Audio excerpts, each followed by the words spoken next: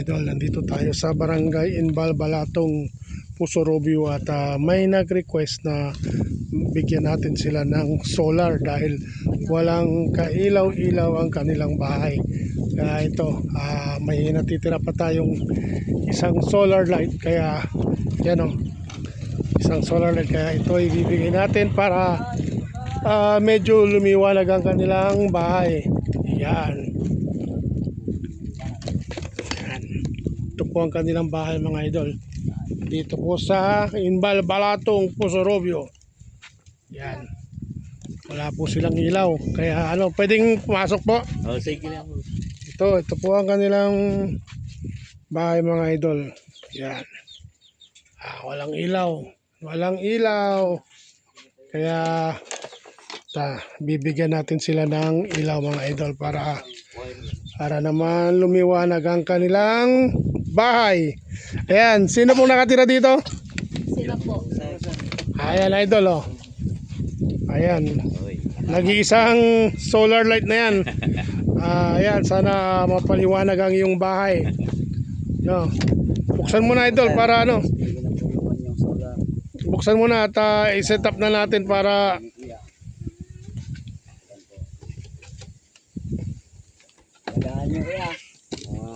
yan, idol. Ito ay request ni Batas Moto. At yung pamangkin niya, ayun, oh. Ayan.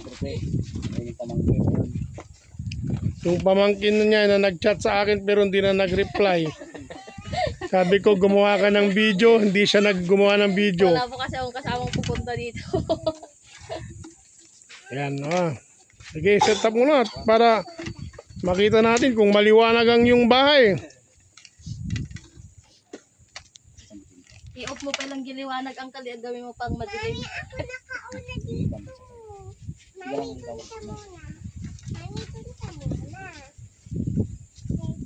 Yan, idol. Yan. Saan ulit tayo sa bahay nila? Dito po ang kanilang bahay, oh. Yan. Walang kailaw-ilaw, walang kuryente. Ano pong ginagamit yung ilaw dito? Anong liwanag ninyo? Lampara? Kandila? Ganyan natin, sir, pero matagal na. Wala na. Oo, sir.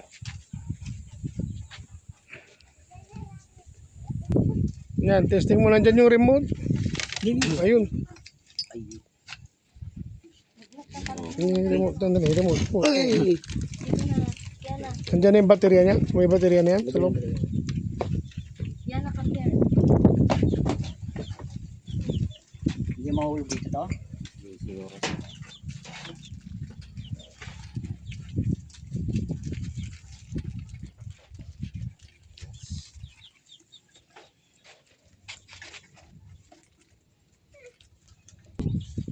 Ayan, testing nyo muna kung ilaw.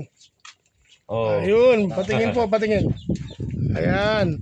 Ayan, mga idol, oh. Alright, may ilaw na. Thank you, sir. Ayan.